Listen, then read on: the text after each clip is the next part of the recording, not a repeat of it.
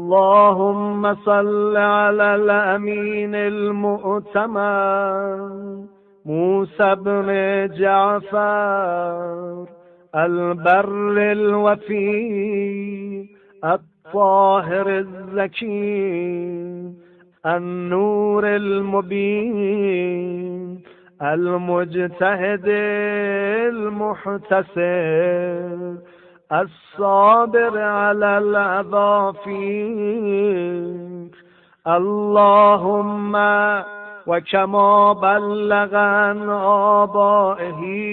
ما استودع من أمرك ونهيك وحمل على المهجة وكابد أهل العزة والشدة فيما كان يلقى من جهد